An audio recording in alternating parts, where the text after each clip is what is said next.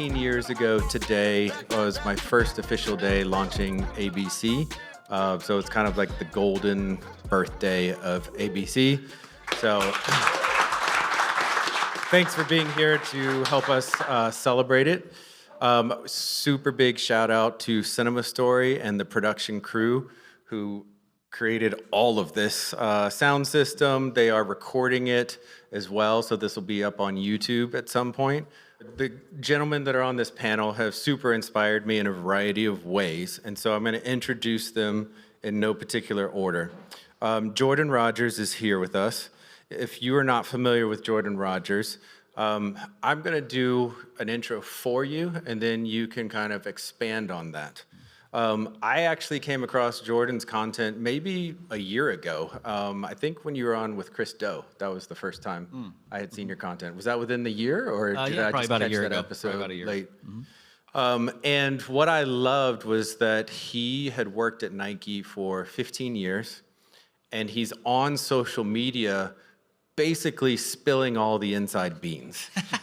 And when somebody is able to do that, you want to pay attention. And so the moment I heard his story and heard some of the wisdom coming out of him on his Instagram feed, I was like, this is gold. This is the kind of stuff that you don't find out unless you're within the walls of an organization like that.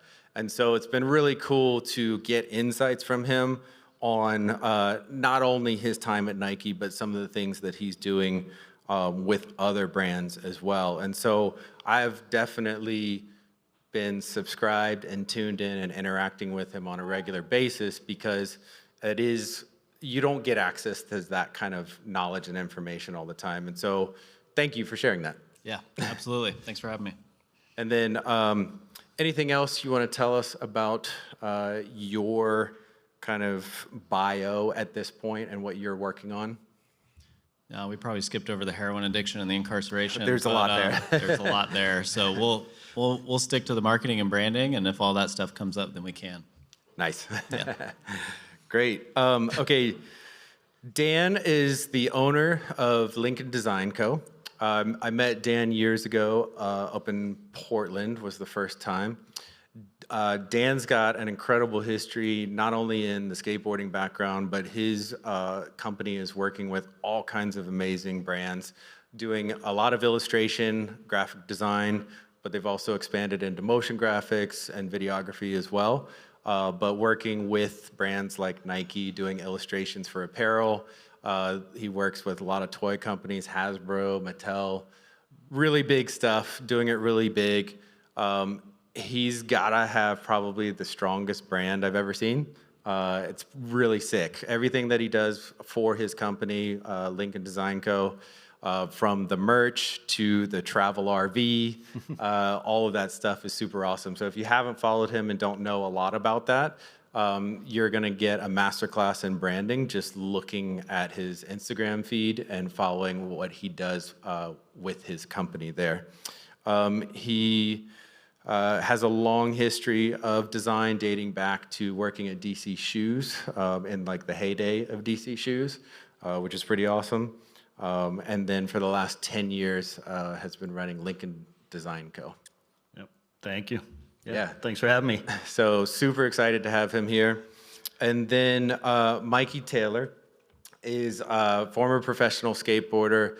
He also was with DC Shoes, had his own shoe, professional shoe.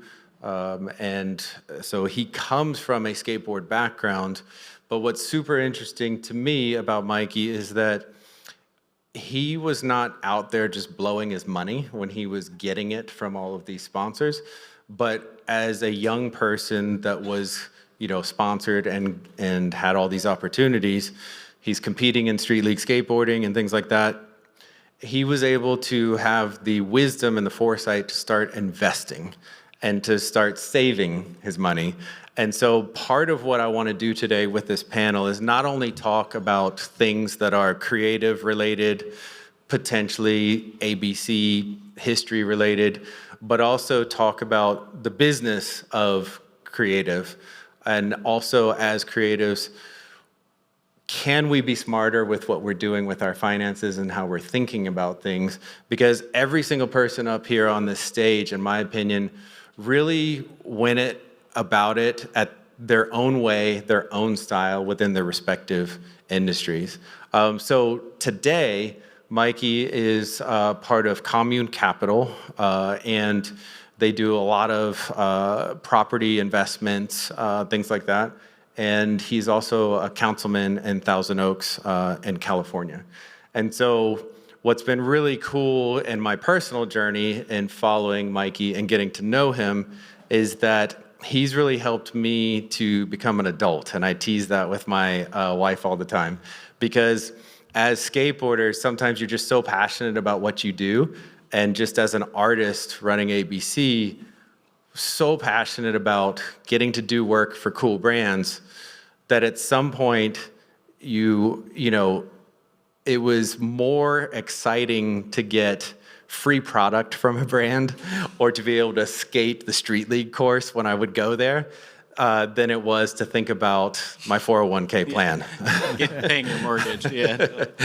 And so seeing Mikey come from a skateboarding background and go into more like the finance and investment and the advice that he gives on his social media feed has really helped me become an adult. So Just so you know, a TaylorMade driver showed up at my house, and I got really excited. So I still like free stuff also.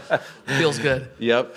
But in all seriousness, I want this conversation to go everywhere from talking about, design and marketing, as well as how are we thinking about our future as freelancers, as artists, as creative people.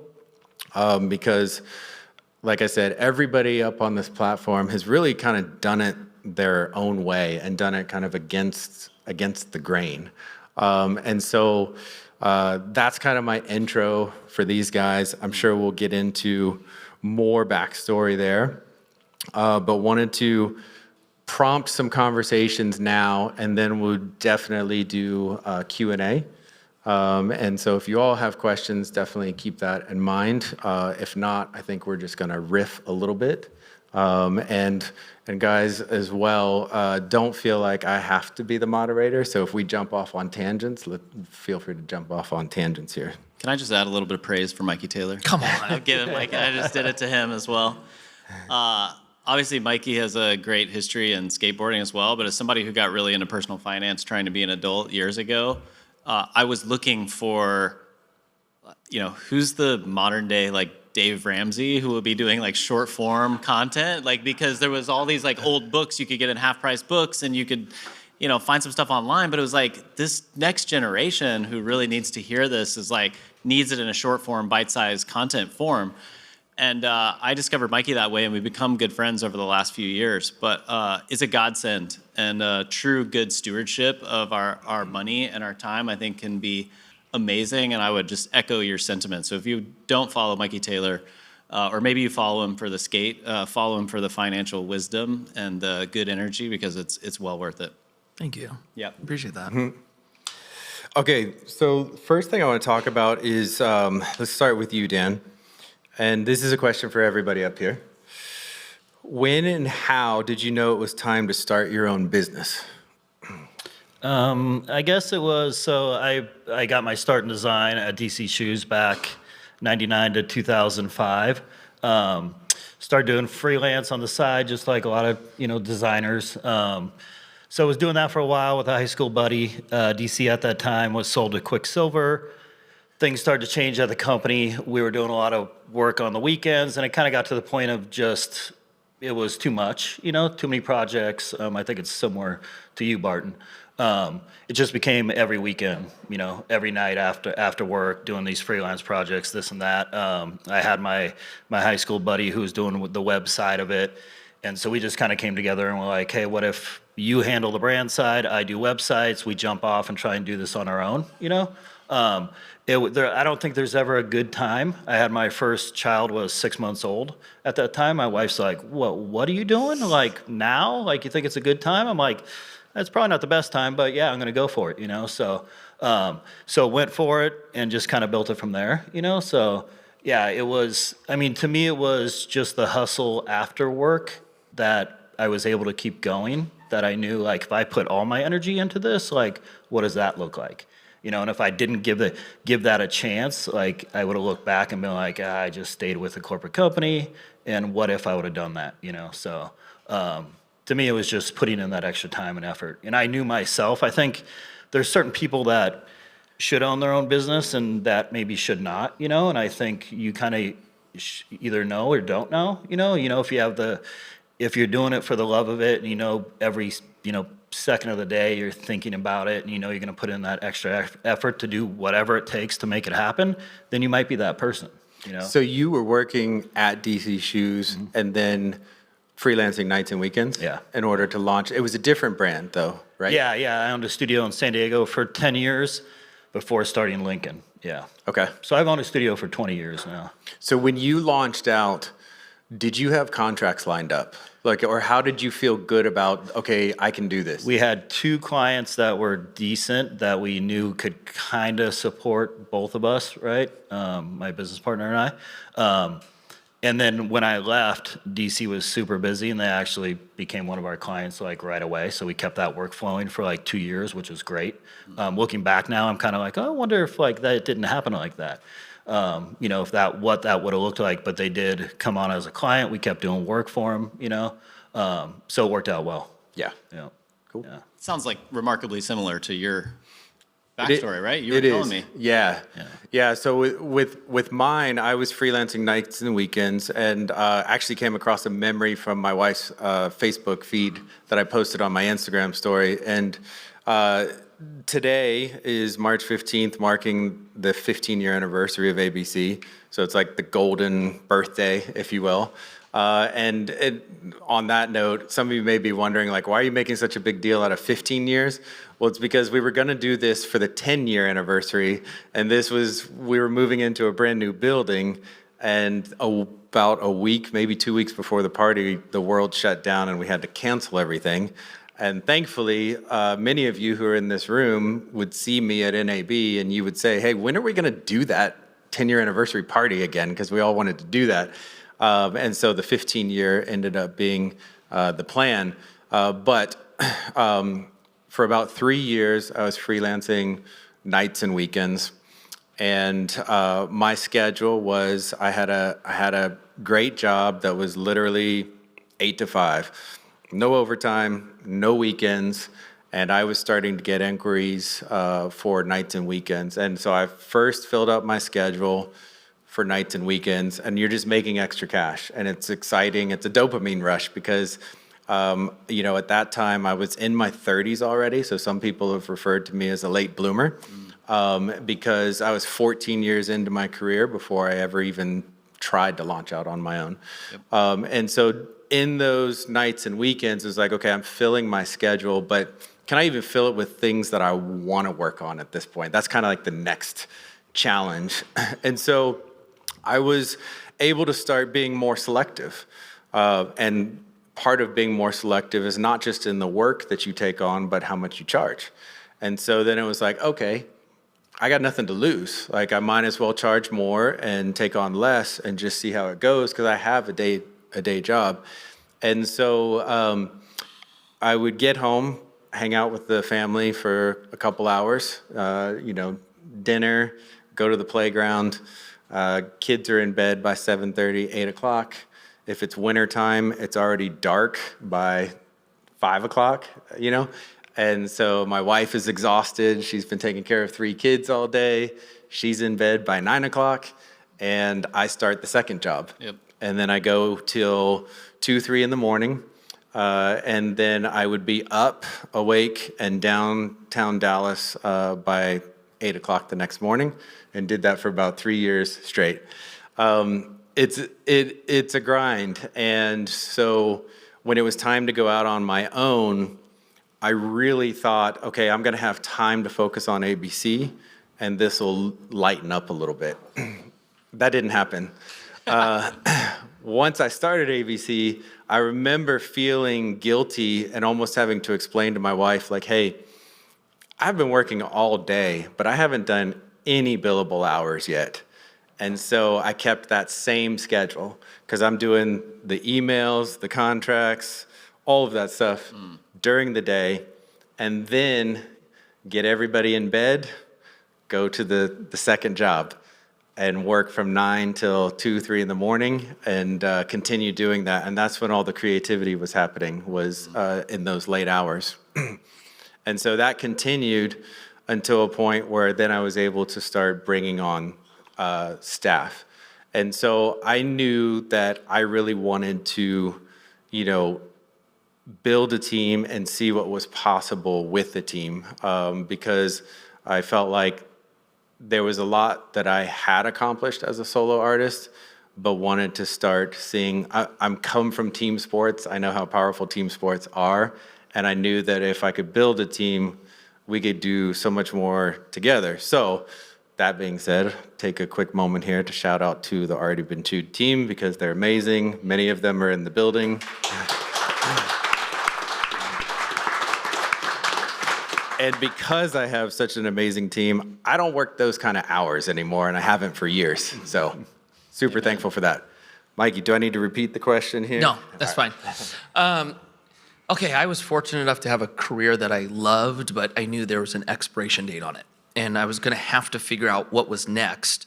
The moment in time I really remember that I had to kind of start now, I was dating my wife today, and I was gonna ask her to marry me.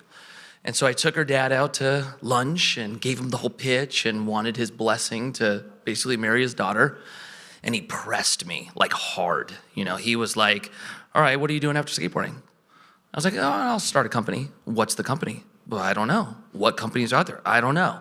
And I left there going, he said yes, but I left there going, I don't really have a plan.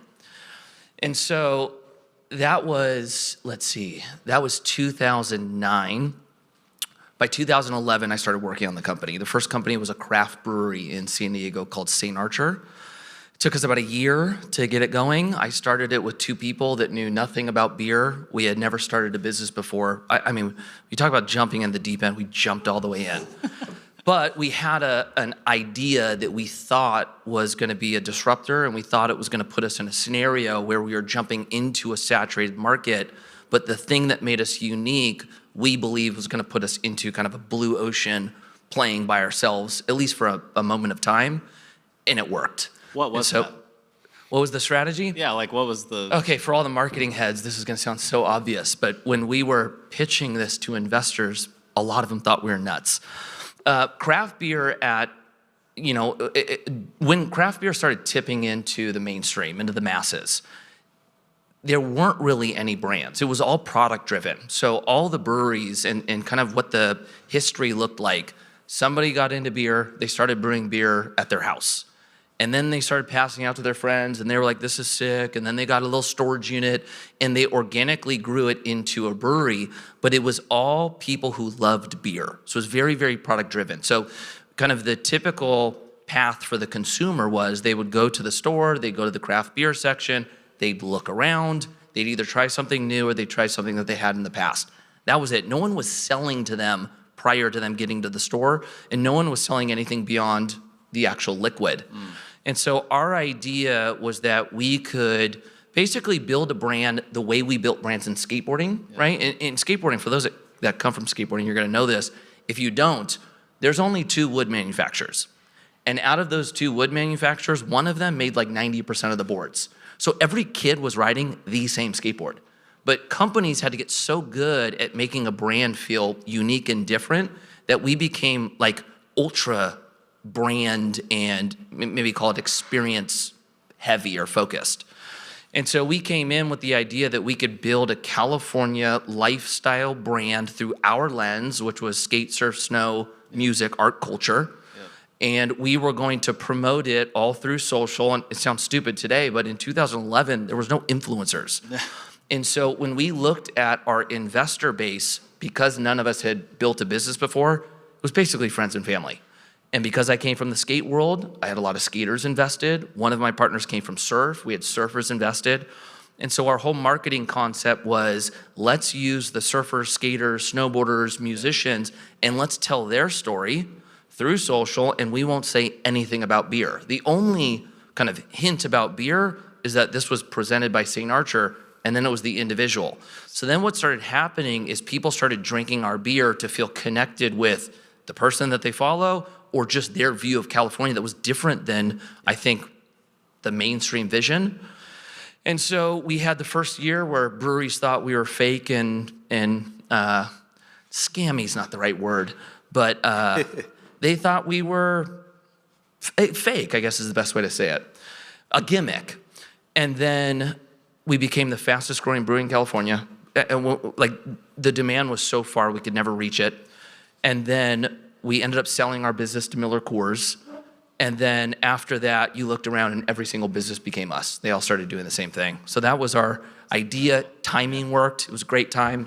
3 years after we sold, the whole industry flipped upside down. You can't do what we did today back then. Or you can't do what we did back then today.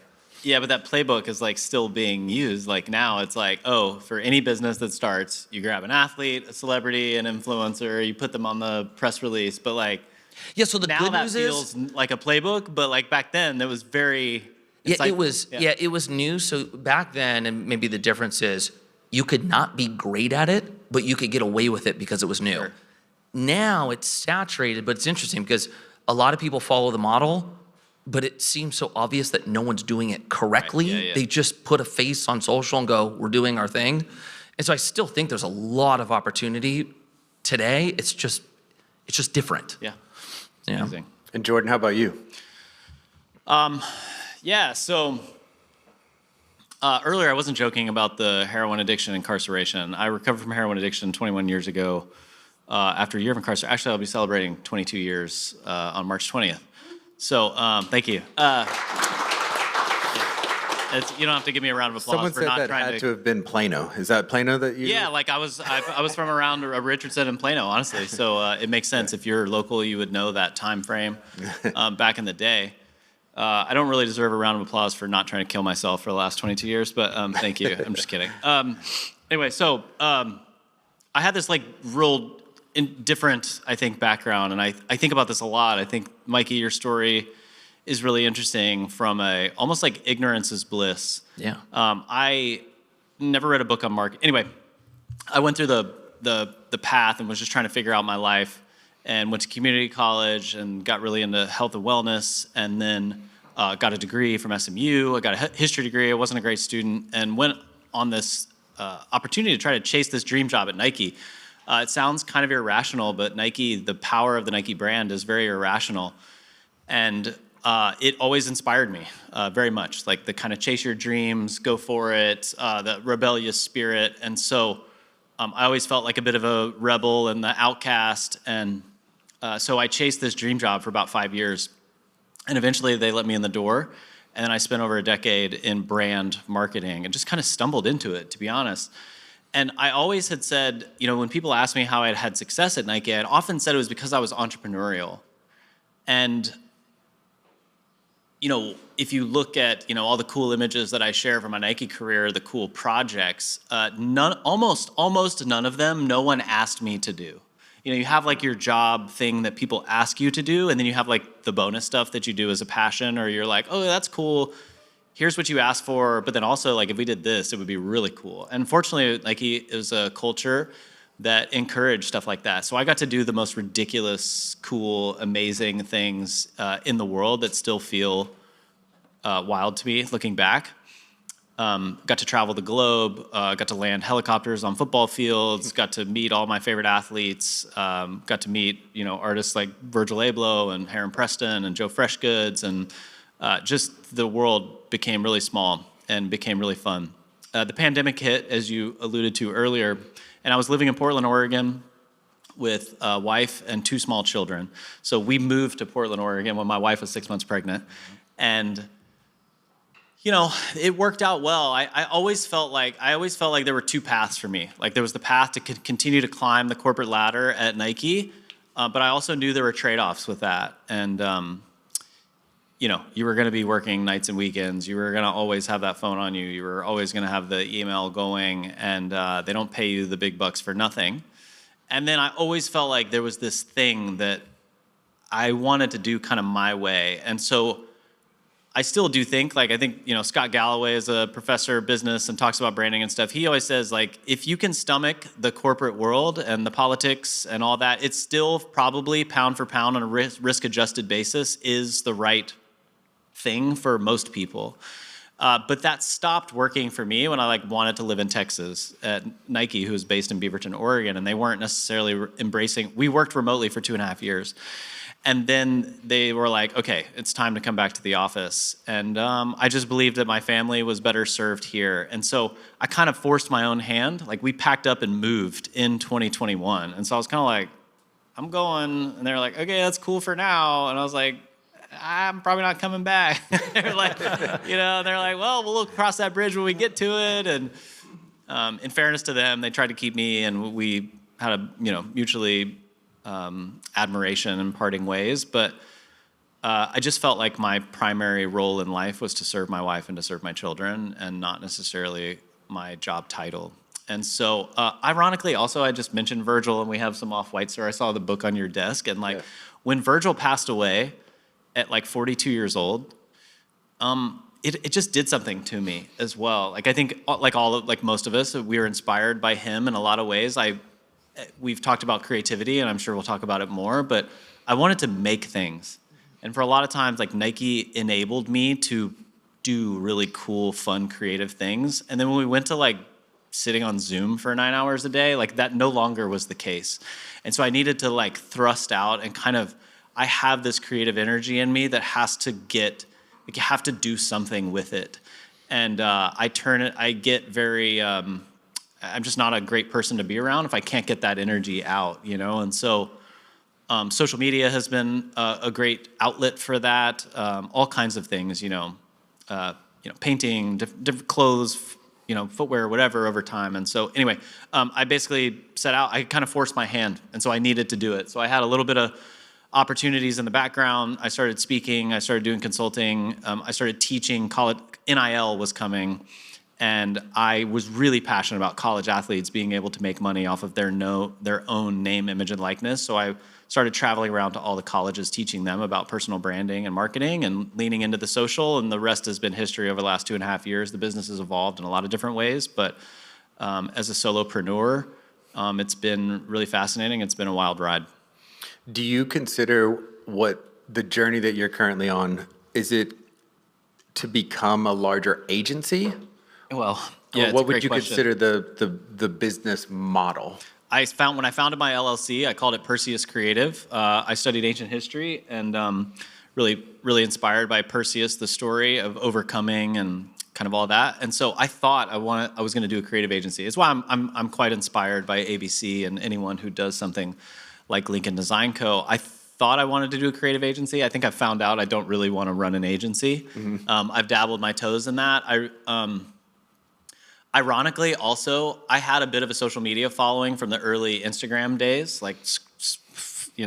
photo one by one. Reed is here. We would go around shooting photos and stuff on top of buildings and do all kinds of things in the early IG days.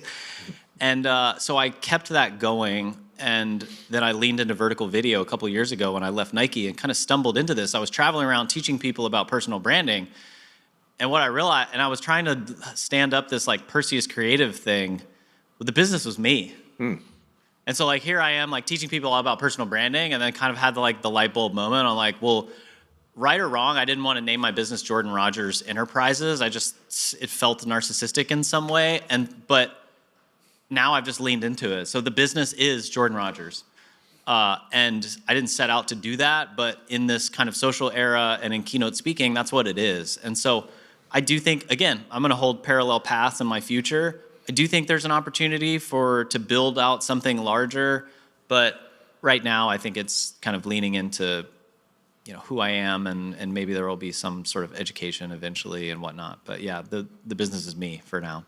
And that's actually something that I have on my list to kind of bring up is, where do you think the balance is of personal brand versus your company. So Mikey, you've got your personal brand and you've got Commune. And then Dan, even with you, you've got, your own Instagram account and then you've got Lincoln Design Co. So do you think where do you think the personal brand, the company brand, and then the whole idea of,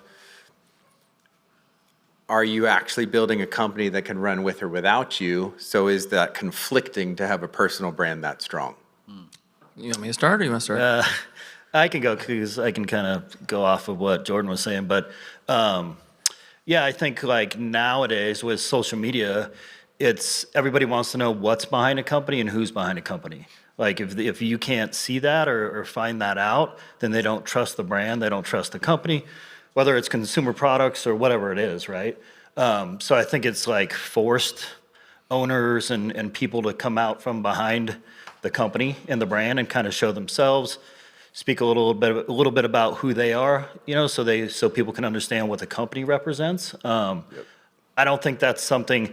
I'm not the one who wants to be up on stage giving keynote talks and things like that. I don't think that's something that I would have raised my hand to do, 10 years ago. I think it's something that is now necessary because the general public wants that information, right? So yeah, I don't think, I don't know. I think you do have to, in a way, show a little bit of what's going on and let people understand who is actually behind the brand or the company, even in our companies, with just being an agency. Yeah. Okay, this is a tough one. You do not have to be you don't have to be a founder that's a creator.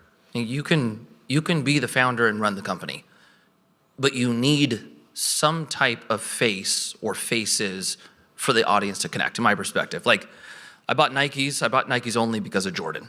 And, when I was young, I'd put the Nikes on and I thought I could run faster and jump higher. That was entirely because of him. The brand almost was irrelevant to me. And, fast forward, that's always been the case for me. There's always people that I like, and then the brand links with them, and then I want to support them. I'm going to say this name, and it's going to frustrate some people. I've always been an Elon Musk fan. I like Elon Musk. I've had Teslas for the last 13 years, right? That has just always moved me. Now, there's a challenge to that, though. It's exactly what you said. For my business, I'm front-facing. I am the face of the company. That was not by design. With our last business, I had multiple faces, right? I had 30 investors that were known athletes or musicians. I tried to take a similar approach with this company, except I wanted to highlight the individuals that were investors, and I wanted to highlight finance and money mistakes and through their lens. And I could not get anyone to go on camera and talk about money. No one wanted to touch it.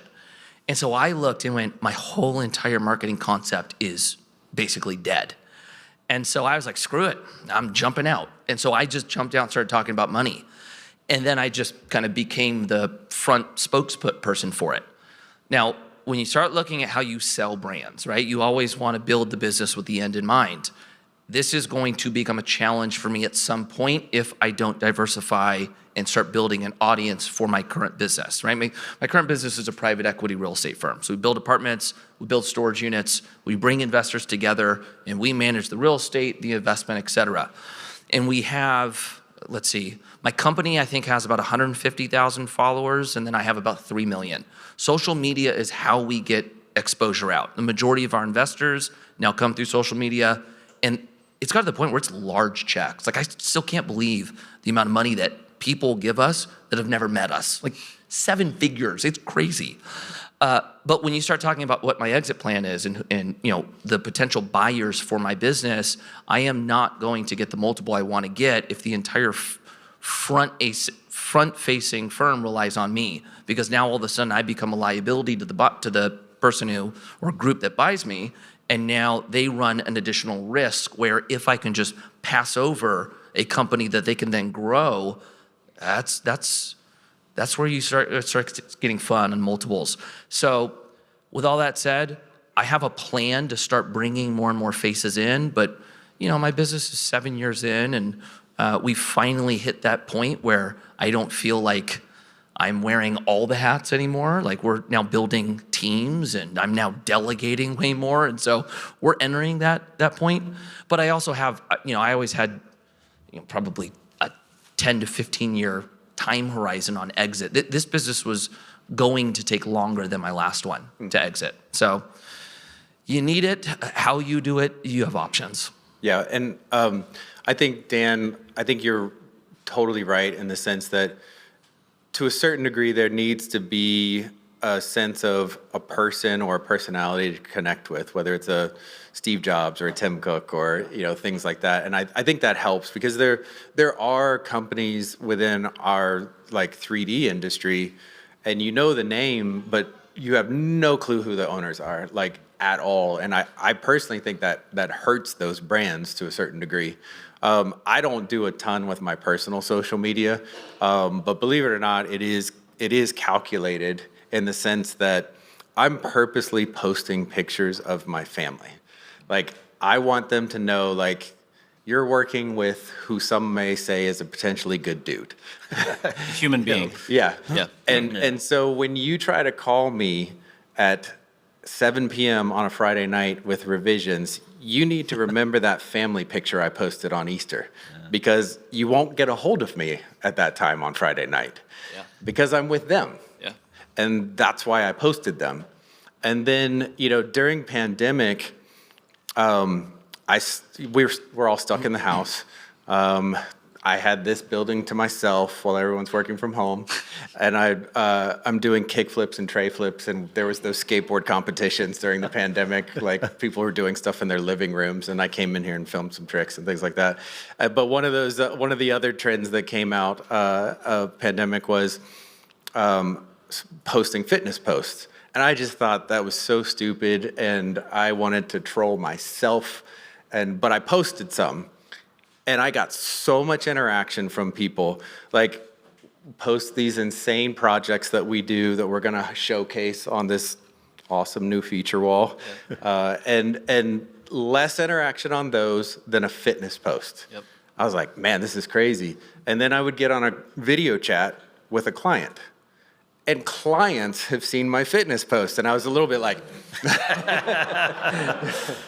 and clients would love it. They would be like, I've been watching your fitness posts. They're so cool. And then many of you in this room would see me at NAB, and you would say things about the fitness. And I was like, I feel like such a tool posting this stuff, but it is connecting with people in a certain way. And so I definitely think that helps connect with clients, connect with other people, potential clients, and things like that. So if you don't mind, I'm gonna add something to this. So in the beginning with the business, I was basically, very, very hands-on and doing social media. And probably 5 years in, does anybody know who Patrick Bet-David is by any chance? He does a company called Valuetainment. Yeah, I know who he's. Okay, so this is 2 years ago. I fly out to Florida, and kind of at that point, I would have told you I'm doing a pretty good job with social, right? I fly out there with my COO for something non-related, and PBD hits me up, and he goes, dude, I see you're in Florida, come by. So he walks us through his entire operation, and the feeling that I got inside was like probably what I imagine if you pulled a high school basketball player and just threw him in the NBA, the shock that would come from being good at high school and then seeing how like the big players do it. Like, I had that feeling inside. I was like, oh my gosh, I'm not competitive. This is at another level. Didn't say anything. Go to his house, we have lunch, next day, do our thing. We fly home, and I'm with my COO. So this is who now runs kind of the operations of my business. Plane takes off, I look at him, he looks at me and goes, dude, I don't think we're competitive. Like, we are getting stomped out by this dude. And I was like, gosh, you felt it also, right? So we get back and he goes, I want to rework your schedule. And I want to figure out how to put you Competitive more from a social media standpoint? like, so for example, I'm putting out like 3 new clips a week, 4 new clips a week, right? This dude has a system where it's like 7 new clips a day. And just the infrastructure and attention that he was putting towards media and not towards like being on the call with our legal team or talking to the brokers or talking to the superintendents, right? The percentage of time he was putting towards social was way heavier than me, right? So we get back, and Michael is my COO. He goes, dude, we're reorging everything, and we're going to figure out how to get you more front-facing, right? So we figured out how to try to 3X my content, which meant I wasn't in the meetings with the attorneys anymore. I wasn't, in the beginning stages of underwriting. I was going to remove myself and go more front-facing, which was kind of scary, especially as a founder. Like when you're not involved in the day-to-day, it's difficult to let go of control in some way. It's also difficult to feel like you're just like a social media dude and you're not like a business owner, because that's what I always wanted to be. All that to say, when we started doing that, it was within 6 months, we were like, oh my gosh, the amount of capital that's coming in has increased significantly. Deal flows increased. And we started changing where I thought the return of my time was best used. And since then, we've been shifting further and further over. So that's been my experience. I'm all in on it, but I also have a friend, his name's Drama. Does anybody know who Drama is? Yeah. Chris Vaff? Of course. Chris Vaff was podcast, 2 million followers, young and reckless brand built on social media. Anybody seen Chris Vaff lately? No, he's disappeared.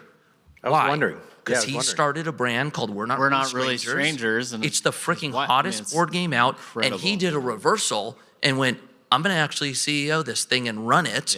And the business is, I mean, when you talk, it is destroying it. They're crushing. Their social content. So I don't know. I'm all in on this, but it doesn't have to be the only way. But I would say, like, my takeaway over the last 2 years is at the end of the year, when I look back and said, okay, what should I be doing?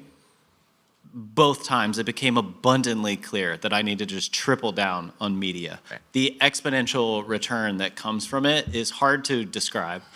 But honestly, I think you have the anecdote you told, because the first time Mikey and I got together, we played golf, and I was just like begging. I was like, what? You were trying to raise money. You were trying to raise like millions of dollars to buy these big, or at least a minimum of hundreds of thousands of dollars. What are you doing on TikTok? And you shared the story about the gentleman who called you from like Alabama. Like, please just tell us. This is, okay, so at this point, this is 2019, we really started trying to shift over to where capital would come in online. Prior to that, all investor dollars would come old school, right? Networking groups, dinners, investors telling investors. I really wanted to create a system that could scale, because that was a difficult pain point for the business. I was like, this doesn't make sense. Like, why am I raising money today the same way you did it 30 years ago? Like, you got to figure this out. So we start trying it. It's slow. Like, the first investor we got from Instagram was a $50,000 investor. And I was like, all right, team, we're celebrating. Like, just the fact that I got one. Then it started increasing. We got to a point where maybe, I don't know, $5 million came in through social. And then TikTok hit.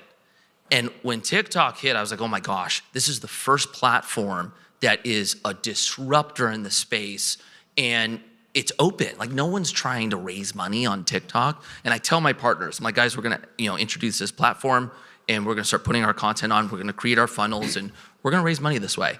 And all three of my partners looked at me and went, it's just kids who dance. There's no investors, right? I'm like, screw it, we're gonna try it. So we start putting out our content on TikTok. One day, some lead pops in, we end up on a Zoom with him, and I don't know he's from TikTok at this point. He's 68, right? And he's got a Southern accent, right? He's from like Alabama, I think. And he goes, Mikey, I'm a big fan, right? And I'm like, really? I'm like, from what? And he goes, from TikTok. I'm like, from TikTok? And he goes, yeah. He goes, every night I get your videos, I send them to my kids, okay? I'm like, sick. Okay, like, well, thanks. I thought it was just like you wanted to get a hold of me because you followed me. He goes, I want to invest in your company. I'm like, okay, just sold his business, walked away with about 25 M's. He has now become a very, very large investor of ours. His first investment was, I'm going to be careful with that, heavy six-figure. It was a very sizable amount. Now, fast forward, we're scheduled to do about $75 million this year of capital raise, and 80% now comes through social. So it's wild out there. I realized on TikTok, too, I held out for like 3 or 4 years. I used to have these like younger folks who would work for me, and they'd be like, you should really get on TikTok. Like, you would crush, you would love it, And I was like, I don't need another social media platform to distract me. Well, then I became an entrepreneur, and I finally took the dive, and It is what I did not calculate for is I think we look at who creates on the platform, and which is always, if you look at any platform, like 2% of people are creating and 98% of people are consuming. And you can't see these anonymous sources who are consuming. You only see who's creating. And so now, constantly, when I have a video that goes viral on TikTok, my LinkedIn starts popping up, and it's CEOs and CMOs, and people will stop me in the middle of public and be like, dude, I follow you on TikTok. I love your stuff. Like, I showed up to a shoot with a first-round draft pick quarterback last year, helping him with his brand. And we walk up, I kid you not, we're walking up together into this giant stadium to do this thing. And the producer walks up to welcome us, and he looks at me and he goes, oh my gosh, Jordan Rogers, I follow you on TikTok. And was just like, starts gushing, chatting to me. He's like completely ignoring this first round draft pick next to me. And I was like, hey, this is so-and-so, and he was like, oh yeah. And it was like this insane experience, where you have like that connection. And lastly, I wanted to dovetail off of what you said, where people are connecting with your fitness content. I think the real unlock I had when I shared my story publicly for the first time, I was 13 years into recovery. Before I shared it publicly, I told you guys within the first 5 minutes of meeting you. But I realized that people admire us in our strengths. Your strengths are all this, but people connect with us in our struggles. And your struggle is like you shared your fitness journey of like what you went from to, and I think everybody relates to some version of that. And we're constantly, everywhere we go, we're all trying to put on our best face. And I think most of us as human beings kind of get tired of having to do that regularly. And so we're just constantly looking for someone else to connect with on some level that is just frankly human, but is not perfect. And I think your fitness anecdote is a great example of that. That's good. Barton, well, as far as like agency and ABC and posting, and I would say it's much different Yes. on that aspect, because like you, myself, Lincoln, we're posting work that we've done. Like you probably can't post 50% of what you've done, or when you can post it, it's a year later, right? Or you do post it and the client calls and goes, take that shit down. I'm like, no, type of thing. Like, so for like what you're saying, Mikey, for us to keep up, like as a studio and post even 3, 4, 5 times a week, like we can't do it really. It'd be a huge struggle to like find the work. And unless it is like Barton on ABC's channel talking, in himself on that as far as instead of his personal. But I think a lot of people follow on ABC, a lot of people follow on Lincoln and want to see the work, right? Yeah. And it's a struggle for us of like, how much work can we post? How much behind the scenes can we show? How much can we even talk about, from an agency side? Yeah, I hear what you're saying, but the only thing I would add to it is it's kind of what you just said. It doesn't have to always be the product that you offer, right? For sure. Maybe this is the best way to say it through the story. I got invited in 2021 to go to FinCon, big financial conference, and TikTok hit me up and goes, we're going to do a influencer house with 21 of the largest financial influencers, and we want you to come. And I'm like, I was kind of frustrated. I was like, I'm not an influencer. Anyway, I go. Out of all the people there, the oldest person from me was 23 years old. Okay, wow. So the 20 largest financial influencers on TikTok were 17 to like 22. Wow. Shocking, right? I couldn't believe it. A lot of them were still in school. This is why, and this is kind of where I'm going with this. They weren't speaking from an authority of this is what you do. This is how you invest. You do your 401k match, and then your Roth, and then your, boom, boom, boom, boom, boom. They were taking their audience through their journey, right? This is what I learned in school. I learned about an index, right? And I tried it, and they're like filming themselves do these like initial little investments as trials, and then they're keeping the audience informed on how it's working, right? And what you just said is very powerful. It's hard to do at times because there's some vulnerability that has to come with it.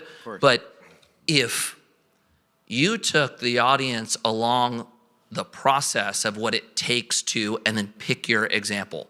Go find new clients, negotiate the deal, the design work, the challenge of a business owner. You will, that's where the magic is. It's more magical than the actual service you provide. I'm not saying it's not easier said than done, but I think that would be the only thing to consider in that. We just did I have a podcast. If you'd like to like, comment, subscribe. Thank you. It's called The Brand Fathers. We just launched it in January. And one of the things we discussed last week, I do it with two other creators. One is Oren Meets World from Orange County. And he talked about like his takeaway after building an audience on social over the last 18 months is that we need more senior creatives. And I think like, this panel is a bit of an example of that. And I kind of stumbled into that. What you said about how I'm like, and by the way, I don't spill the Nike, I don't tell all, trust me, I don't tell half of what I know. Yeah. I don't tell 90% of what I know. But what I stumbled into was that there's no one else out, if you are at Nike and you make it to the level I have, like you either jump to go to take a VP job at Adidas or Under Armour, or you go be a CMO at a startup or whatever, and like, once you go do that thing, you are now muzzled again through another PR org, or you can't do it, or you're too busy building the company. And so I realized, like, when you think about branding, I always show an image of a bunch of white sheep and a black sheep in the middle. We are always looking for distinction as a company or as an individual. Mikey talked about how there was no one, you've said a couple of times, which I think is insightful, you saw a gap in the market. And so you were distinct, whether it was with St. Archer or with talking about money. No one else was willing to do it. You became the black sheep in the middle, while everyone else wants to talk about generic things. And so I sort of stumbled into that as a person who has some skins on the wall. And it's amazing when people jump in my TikTok comments or what. There's a lot of people on the internet who talk about things they don't know about. I don't talk about a lot of things. I only talk about one thing that I happen to know a lot about. And so that's an interesting reframe, and I think all the wisdom that you have and that others have could be shared in a different way. It doesn't always have to be the end product. I think that's a great insight.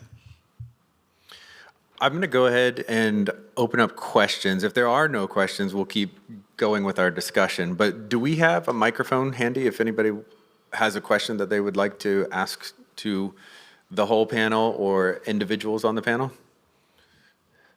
Microphone's over here. If you have a question, we'll bring you the microphone.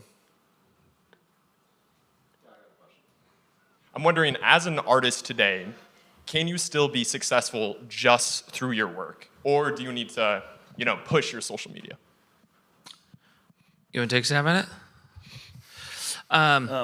Yeah, yes and no. Okay, my personal belief, I think for a time you can. I don't think you're going to be able to for much longer. The reason why I say that, there's a gap in the market where, like my generation, we chose to use social, right?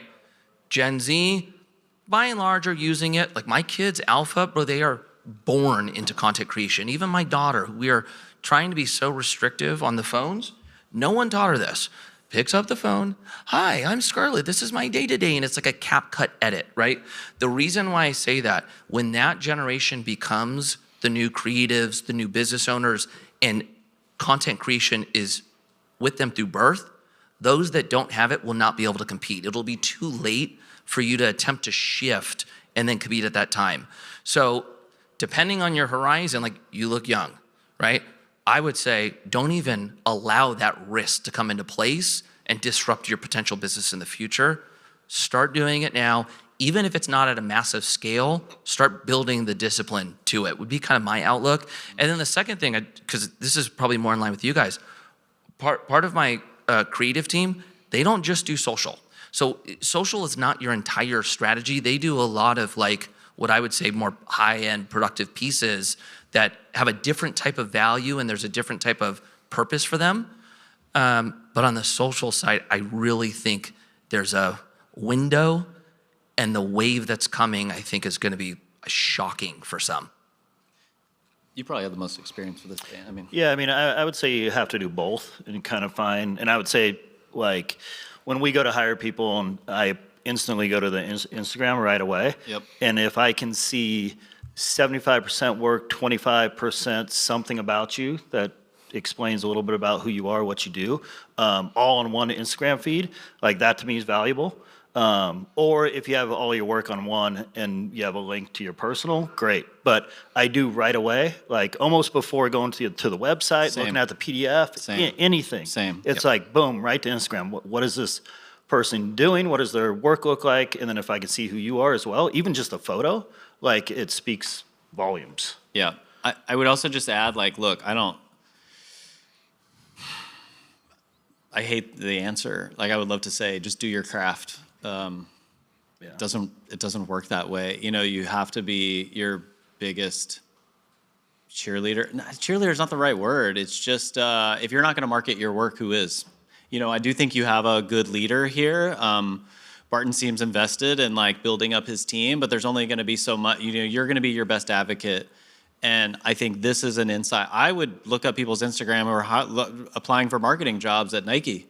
If you say you're good at social media, you know, if you put that as one of your competencies, then I'd want to see what your social media looks like. And so I think it can be your portfolio. You know, it can be treated as a quick portfolio that, if nothing else, just verifies that you are a legit artist who is creating work regularly. So I don't think you have to be an influencer. You don't have to be like, come along with me to build my dead, whatever, you know, like, God, you know. But never want to go along with you to do anything. Anyway, but yeah, but I do think it will be a necessary evil. And 20 years ago, it was a website. You know, if someone was sitting here on the panel, they'd be like, do you really think I need a website for my business? You know, and that has been the case over years. The medium will just change, and I think Mikey's probably spot on. Yeah, for me too, just so you know, Instagram's the first place I look. I meet somebody, Instagram, hire somebody. I don't even look at websites really anymore. I know. Yeah. They take 2.5 seconds to load. My God, do I have that attention span? No. Here. That's a good question, though. Yeah, it's a great question. Any other questions? So obviously, yes, social media is very, very important. But you alluded to it, Mikey, earlier. It's like your COO was like, all right, I'm clearing your schedule. But for those who don't have staff or are on their own, what would you recommend? Like, what's the bare minimum? I mean, social media content creation is time consuming. Oh. Yes. So, you know? Yes, We I all do know that. That's right. I am well aware. So what would be a recommendation for someone starting out, wanting to start their own business and trying to put themselves out there? And What do you currently do? we actually own a company. We do producer training. Oh, nice. In the motion and post world. They do great producer training. They have been working with our team, helping to train us in the area of producing, and it's been fantastic. Thank you. Yeah. Amazing. How big's your team? Is it just you two? Yes, so Yeah. this is a pretty selfish question here, but It's actually a really good question. There will be a time where it's going to feel like what he talked about his launch felt like, right? You're going to go through an off-balance moment to get it set up correctly, right? The way what I would recommend is do whatever you can. Let me think of the best way to say it. Do what you can, not what you can. Well, no, I was going to Can't. say, it's not necessarily you need to post 6 times a day. I would say whatever you commit to, you have to be able to hold out. There is no value in you creating 3 posts a day for 4 months and then stopping, right? You have to commit to something that you can at least uphold. So I would say start small. Start with doing 1 video, if it's 1 video a week, 1 video every 2 weeks. Just start doing something that you could be consistent with. And then once you feel comfortable with that, then you can maybe add a day and add a day. I would say the thing that I found, though, is the second you can bring somebody on, start bringing them on, right? I would say the hardest part for me when you're starting something is you're doing everything, but you're taking all the revenue, right? And it's hard to pass revenue out before you're making what you really want to be making to build the team. So you really do have to delay gratification, but you will get to a point where 1, the wealth potential is going to be much larger with a team, and 2, it's going to be more enjoyable. You avoid burnout so much. I've gotten to the point where I now have a team, right? Jordan might actually be the best one to comment on this because we just talked on the way over here about everything he's doing as a solopreneur, and he's doing the business and the social media, right? And it's frequent. Yeah, we were talking to the videographer, the young videographer who I had hired recently, and I had just onboarded, I've had an executive assistant over the last year, and that was a great decision, and then I just hired a social media manager as well, but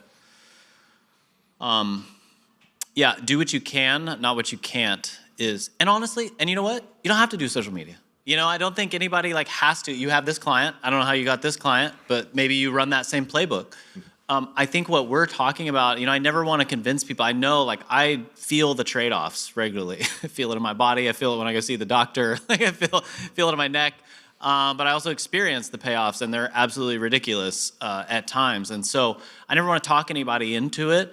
But I do think you can experience exponential returns on it if that is a goal that you have as a business owner. And so it's figuring out, is there someone who's doing something similar? The other thing I think we all get obsessed with is like we always want to go viral. And that's not actually the case. My friend Oren, we were talking about this on the podcast last week. He said like there was a gentleman who had started like vitamin water and something else. He had a TikTok account. And if you were wanting to start a beverage brand, that was the perfect person to listen to on a day-to-day basis. And he underestimated that if you just have, I don't know, people use the term like 1,000 true fans or 100 true fans, like the amount of people who need to hire production training is not actually 1 million. It could be literally 50 people in the DFW Metroplex, if that. Could be 20. So like if you're getting 100 views on a video, that might actually be reaching the right people. And the algorithms of today are extremely smart in finding the people using SEO and all kinds of things. So do what you can, not what you can't. So one a week or whatever that might be. And then understand that like the audience may not be as big as you think it needs to be. Yeah, and I would say the other thing, you don't have to be video facing, right? Like LinkedIn, very powerful platform still for creating leads. X, same thing. These are things that are copy-based, or it's, you don't have to be front-facing. You can be anonymous in a sense, right? There's a lot of AI tools that can help you create content, and truly, like, you're just putting in a quick prompt. So Yeah. sorry, bro. I'm sorry. It's true. Look, at the end of the day, It's I do true. think there are. I love AI. As a creative, I love AI because you know what? Normal humans are going to stand out now because everybody's going to put a bunch of AI slop out there. I do think there are things that they can handle. But like, I would just say like, Mikey and I were talking about this on the way over. My formula that I utilize, right, is a current event that is in culture that people are talking about. So I'm already helping. I'm going to create your social strategy for you. So like for me, I say, oh, Steph Curry broke the record last night. Under Armour did an ad with Dave Chappelle, and they launched it on these platforms, right?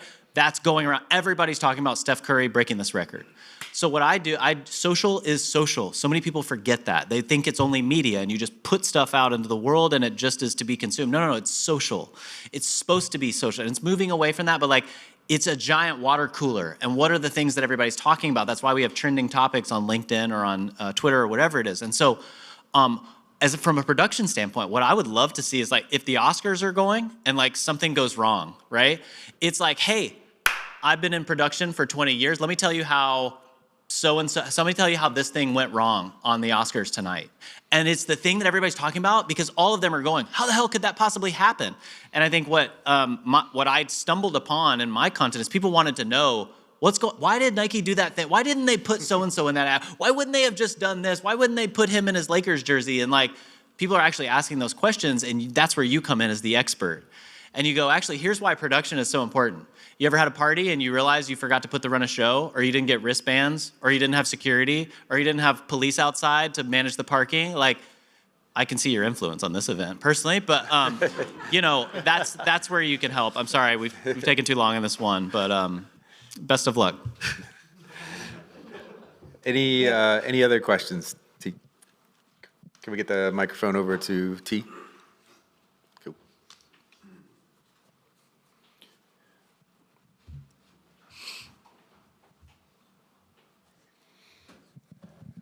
Jordan, this is for you. Two-part question. At the beginning, you had talked about the power of Nike's branding being irrational. I was going to kind of see if you could expand on that with like an example and why that's important for them and maybe other brands. The other part would be when it comes to, you talked about the things that you've been recognized for in your career. Most of it was stuff that you were not asked to do. Maybe an example or two of that and the importance of it and maybe how that was like a catalyst, Yeah. for where you're at. Totally. now. The first, I think one of the best definitions of brand is the delta between what the cost of goods are and what people are willing to pay for them.